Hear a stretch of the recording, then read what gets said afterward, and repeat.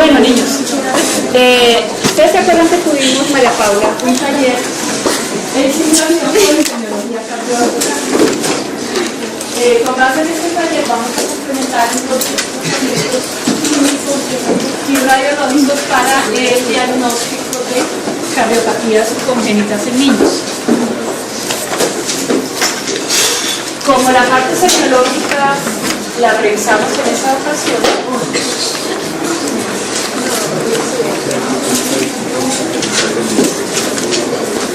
hoy es como el dermatólogo, ¿cierto? Vamos al grano, vamos a entrar entonces a revisar las cardiopatías congénitas más frecuentes. Porque ustedes son los directamente responsables del sospecha de la posibilidad de cardiopatía. Muy probablemente no concluyen el diagnóstico o no van a hacer el tratamiento, pero sí deben tener algunas herramientas diagnósticas para saber en qué momento derivar a esos pacientes en quienes sospechen la posibilidad de cardiopatía congénita. Hay que tener en cuenta que las cardiopatías constituyen las lesiones malformativas más frecuentes. Entre 0.7 a 0.9, es decir, casi un 1% de la población general tiene una cardiopatía congénita. Por eso es importante aprenderlas a diferenciar.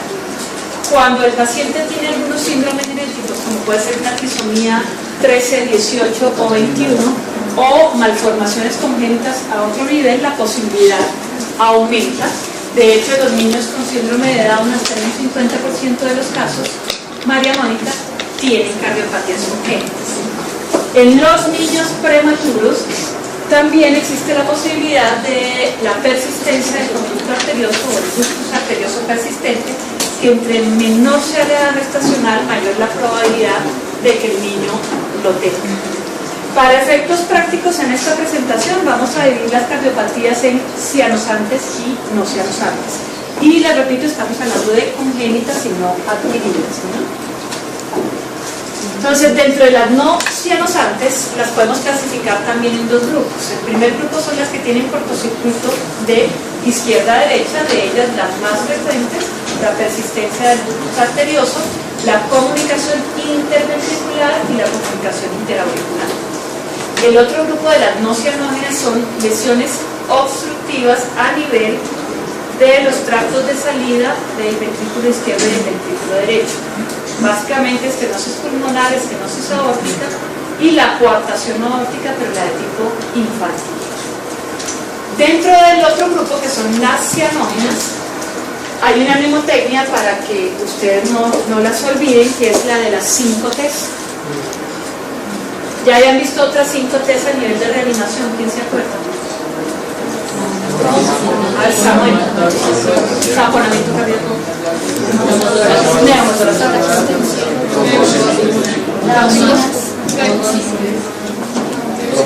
trombosis y trauma, era la que faltaba. A nivel de cardiopatías congénitas son 5 T's y tienen que ver con tetralogía de Fallot, truncus arterioso, transposición de las grandes arterias, drenaje venoso pulmonar anómalo total, y ahí está la T porque el parcial no es cianógeno, y finalmente la atresia tricuspidia. Entonces, cuando encuentran un niño que es cianótico desde el nacimiento, deben pensar en alguna de estas 5 posibilidades, y ahorita detallaremos cuáles serían los criterios diagnósticos para facilitar el abordaje. Entonces, empecemos con las no cianógenas. Y básicamente con los cortocircuitos de izquierda a derecha. La clínica depende del tamaño del defecto. Hay niños que tienen defectos muy pequeños que pueden pasar asintomáticos, por ejemplo, CIAs pequeñas que a veces se documentan ya en edad adulta, pero dependiendo del tamaño, si son unos defectos muy grandes, puede haber grados variables de falla cardíaca, disnea, sudoración. Típicamente el niño no gana peso, porque tienen dificultades para alimentarse, se cansan mientras están comiendo. Parece que hablábamos que la tolerancia al ejercicio en un lactante se mide por su capacidad de succión, ¿cierto? En el momento en que se cansa, pues hay mala tolerancia al ejercicio, y es lo que sucede cuando los defectos son muy grandes, por ejemplo, 6 muy grandes, el niño se cansa de comer, suda mucho, tiene un gasto metabólico aumentado y no gana peso, o no lo gana en la proporción que debería para su edad.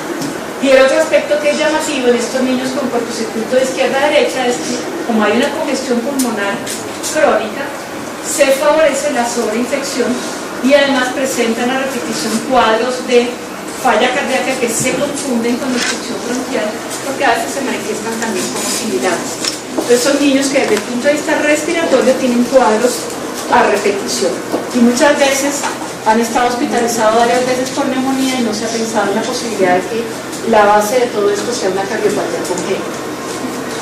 Empecemos con la CIA, comunicación interauricular o defecto del tabique interauricular. Es más frecuente en mujeres en una proporción de 2 a 1.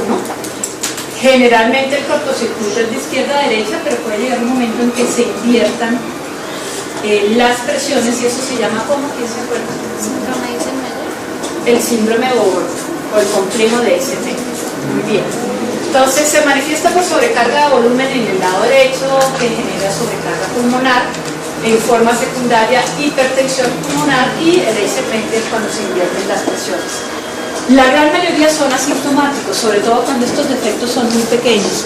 Entonces en exámenes de rutina, de pronto a veces se hacen radiografía de tórax ya cuando están adolescentes o en edad adulta, porque previamente si el defecto era pequeño no hay ninguna manifestación. Y son de muy buen pronóstico, excepto las que son grandes, que no se diagnostican a tiempo y ya hay inversión de las presiones.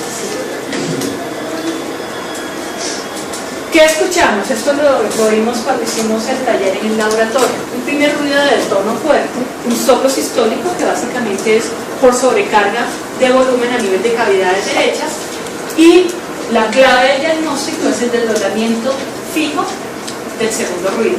Si ustedes conservaron la hojita que le tiene el taller, esa hojita pues les sirve para acordarse un poquito de los elementos diagnósticos de cada una de las cardiopatías. Cuando ponemos a hacer inspiración profunda y expiración profunda, el soplo no se modifica, como sucede a veces en los soplos que son funcionales, ¿no? Entonces es una de las formas de diferenciarlo de un soplo funcional o inusiano.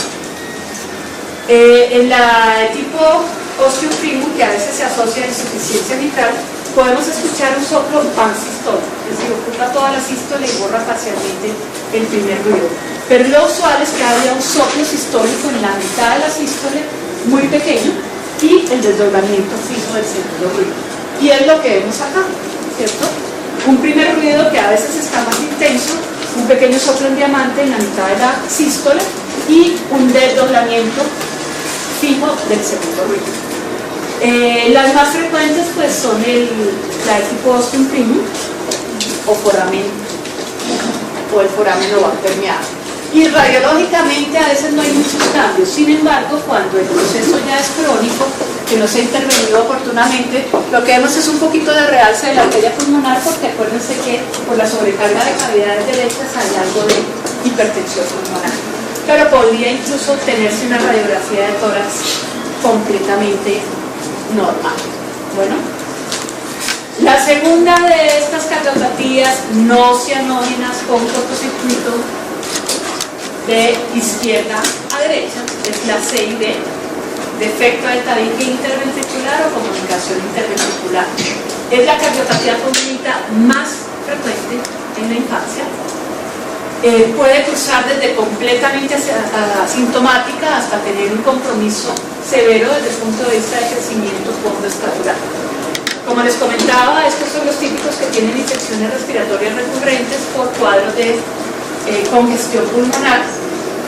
La clave del diagnóstico en la CID es un soplo sistólico, que es pan sistólico. La intensidad del soplo no cambia durante toda la sístole, o sea, de la misma intensidad desde que comienza hasta que termina. Típicamente lo encontramos en el tercero y cuarto espacio intercostal izquierdo, con línea paraesternal, pero se irradia en banda sobre el mismo tercer espacio intercostal. Radiológicamente hay aumento del flujo pulmonar y grados variables de cardiomegalia que ya vamos a mirar. Entonces, esto es lo que vemos en una comunicación interventricular, un primer ruido de aspecto normal, un soplo parasistólico que ocupa toda la sístole con la misma intensidad y borra parcialmente el segundo ruido, incluso el primer ruido lo puede borrar también. Cuando la sobrecarga de volumen es muy alta, podemos escuchar el segundo ruido con reforzamiento, más no desdoblado como en el caso de la comunicación interauricular. A veces puede haber un pequeño escape sistólico porque puede haber una insuficiencia tricuspidia relativa y que nos puede dar ese soplo. Y radiológicamente, bueno, no está muy bien por la luz, pero lo que vemos es cardiomegalia extensa de cavidades derechas y un importante aumento del flujo pulmonar.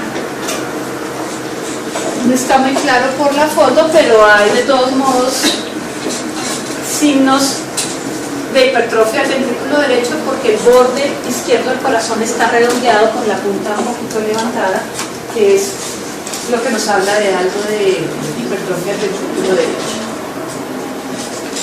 La tercera de las cardiopatías no cianógenas con cortocircuito de izquierda a derecha es la persistencia del conducto arterioso o ductus arterioso persistente. Usualmente el ductus está permeable, obviamente, en el momento del nacimiento porque es lo que favorece o asegura la circulación en la vía intrauterina. Después del momento del nacimiento, parece que cuando el niño empieza a respirar, caen las resistencias pulmonares, ¿cierto? Y empieza a haber una inversión en cuanto al flujo con respecto a lo que había en la vía intrauterina y este foramen oval se cierra fisiológicamente, luego anatómicamente, pero foramen oval no, el ductus se cierra fisiológicamente en las primeras 12, máximo 24 horas de vida. Incluso cuando ausculta uno un recién nacido, por lo demás sano, a veces puede encontrar un pequeño soplo sistólico que es el ductus en proceso de cierre, pero pasadas las 24 horas no debe escuchar nada. Se cierra inicialmente fisiológicamente y luego anatómicamente más adelante. Sin embargo, en los prematuros o en los recién nacidos que tienen alguna noxa perinatal o tienen aspiración de meconio u otras alteraciones desde el punto de vista pulmonar, puede retardarse el cierre del ductus e incluso dar una sintomatología días o semanas después del nacimiento. Es mucho más probable que suceda en el recién nacido que es prematuro, sin embargo podría haber ductus persistente en niños mayores. ¿Cómo lo sospechamos clínicamente? El niño tiene una sudoración importante, ¿cierto? Tiene disnea con el ejercicio, es decir, con la alimentación, con la succión, y tiene una muy pobre ganancia ponderal. Posteriormente aparecen algunos signos semiológicos que los analizamos ese día en el laboratorio. Aparece que es un soplo continuo que tiene componente diastólico, ¿cierto? Que se ausculta predominantemente en el segundo espacio intercostal izquierdo con línea paraesternal y que se irradia a la región interescapular. Es decir, uno lo escucha primero adelante y voltea al niño y lo ausculta por la espalda en la región interescapular y se oye muy bien el soplo. Otra de las claves del diagnóstico son los pulsos. Acuérdense que los pulsos son hiperdinámicos en los niños con ductus, lo que llamamos pulsos saltones, porque incluso podemos ver, observando a nivel braquial, humeral, incluso carotidio, que con cada una de las pulsaciones es intenso la pulsación y se observa el movimiento del vaso. Puede cursar con hipertensión arterial en algunos niños y típicamente este soplo sistodiastólico lo han descrito como un soplo en maquinaria, que es como escuchar el sonido de los vagones del tren pasando a través de la carrilera. Hay sobrecarga de cavidades izquierdas especialmente, entonces en forma secundaria cardiomegalia y puede haber algo de congestión pulmonar. Entonces, las claves del diagnóstico son probablemente que sea un prematuro, que no gana peso, que tiene sudoración importante y que encuentran la presencia del soplo continuo y los pulsos hiperdinámicos.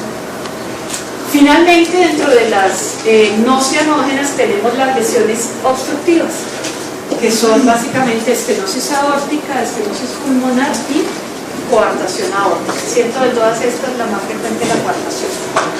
Nuevamente las manifestaciones dependen de la severidad de la cardiopatía, entonces entre mayor obstrucción al tracto de salida, sea izquierdo o derecho haya, pues mayor sintomatología vamos a observar. En todos los casos encontramos un soplo que es sistólico, eyectivo, y en algunos niños puede haber cuadros sincopales, especialmente niños no en el periodo ni en la etapa de lactante, sino niños mayorcitos. La coartación dentro de esta les comentaba que es la más frecuente. Es más frecuente en varones en una relación de 2 a 1, a diferencia de lo que veíamos en la CIA, pero en las mujeres con síndrome de Turner la posibilidad de que lo tengan es bastante frecuente. Entonces, siempre que se enfrenten a una niña con Turner es indispensable descartar la posibilidad de coartación. Existen 2 tipos, la pre y la postductal. La preductal se ha llamado también infantil y la postductal se llama coartación del adulto. Es otro de los casos en que podemos encontrar un soplo continuo, al igual que en el ductus podemos encontrar un soplo continuo, solo que la intensidad es mucho menor que la del ductus. Pero la clave del diagnóstico es la palpación de los pulsos y la toma de tensión arterial. Entonces los pulsos son de mayor intensidad en miembros superiores que en miembros inferiores, aunque son sincrónicos, es decir, se dan al mismo tiempo. La palpación debe ser simultánea, una extremidad superior con una extremidad inferior para poder hacer la comparación. Y además hacemos toma de tensión arterial en las 4 extremidades, miembros superiores y miembros inferiores, y para hacer el diagnóstico usualmente hay un gradiente de tensión arterial de 20 milímetros de mercurio entre los miembros inferiores con respecto a los superiores. Incluso en recién nacidos podría ser tan solo de 10 milímetros de mercurio la diferencia. Bueno, en casos ya más avanzados puede haber aumento de la circulación colateral, entonces pueden palpar pulsos en las mamarias, y en las costillas hay unas muestras que dejan la presión del vaso sobre la costillita y eso lo vemos radiológicamente. Estos son casos entonces de coartación aórtica, describen un signo que es el signo del 3, que está dado por la imagen de la pulmonar y luego de la aorta. Si miran con detalle, aquí hay un 3, que es el que está señalado aquí a este lado. Es la muestra de los 2 vasos que están prominentes, sobre todo la aorta, que normalmente no la vemos tan notoria. El segundo grupo grande de cardiopatías son las que son cianógenas desde el nacimiento. Y nuevamente entonces les recuerdo la mnemotecnia de las 5 T's: transposición de las grandes arterias, tetralogía de Fallot, atresia tricuspidia, drenaje venoso pulmonar anómalo total y ético. A ver, María Paula, ¿cuáles son los elementos que constituyen la tetralogía de Fallot? ¿Qué es patología?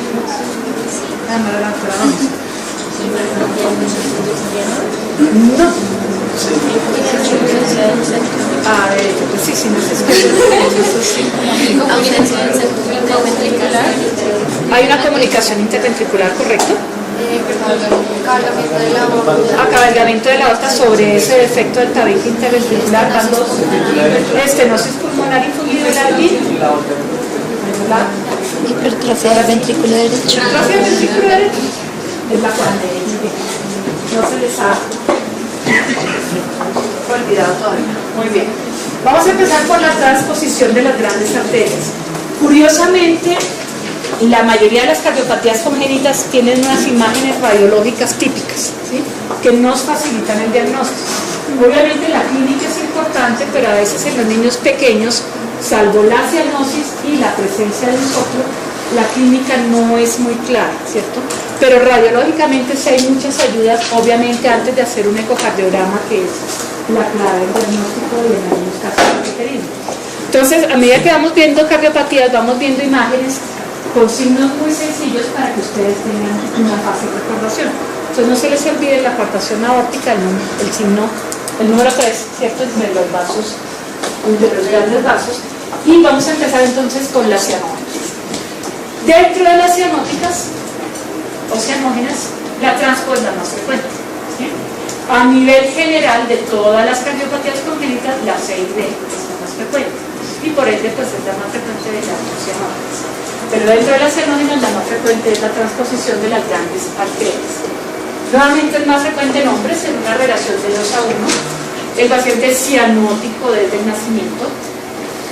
Obviamente en el momento en que se cierra el ductus, entre esas 12 y 24 horas postnatales, pues hay una cianosis mucho más intensa, ¿cierto? Cuando se hace de izquierda a derecha, de ellas las más frecuentes, la persistencia del ductus arterioso, la comunicación interventricular y la comunicación interauricular. El otro grupo de las no cianógenas son lesiones obstructivas a nivel de los tractos de salida del ventrículo izquierdo y del ventrículo derecho. Básicamente estenosis pulmonar, estenosis aórtica y la coartación aórtica, pero la de tipo infantil. Dentro del otro grupo, que son las cianógenas, hay una mnemotecnia para que ustedes no las olviden. Bueno, niños, ¿ustedes se acuerdan que tuvimos, María Paula, un taller en simulación con epidemiología cardiovascular? Con base en este taller vamos a complementar los procedimientos clínicos y radiológicos para el diagnóstico de cardiopatías congénitas en niños. Como la parte semiológica la revisamos en esa ocasión,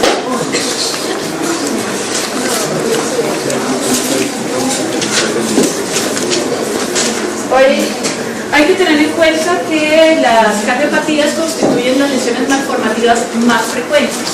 Entre 0.7 a 0.9, es decir, casi un 1% de la población general tiene una cardiopatía congénita. Por eso es importante aprenderlas a diferenciar.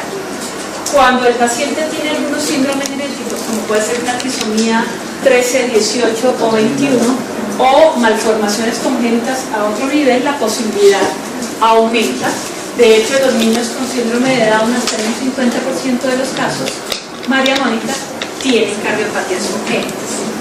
En los niños prematuros también existe la posibilidad de la persistencia del conducto arterioso o el ductus arterioso persistente, que entre menor sea la edad gestacional, mayor la probabilidad de que el niño lo tenga. Para efectos prácticos en esta presentación vamos a dividir las cardiopatías en cianosantes y no cianosantes. Y les repito, estamos hablando de congénitas y no adquiridas, ¿no? Entonces, dentro de las no cianosantes, las podemos clasificar también en dos grupos. El primer grupo son las que tienen cortocircuito, es como el dermatólogo, ¿cierto? Vamos al grano, vamos a entrar entonces a revisar las cardiopatías congénitas más frecuentes. Porque ustedes son los directamente responsables del nivel sospecha de la posibilidad de cardiopatía. Muy probablemente no concluyen el diagnóstico o no van a hacer el tratamiento, pero sí deben tener algunas herramientas diagnósticas para saber en qué momento derivar esos pacientes en quienes sospechen la posibilidad de cardiopatía congénita.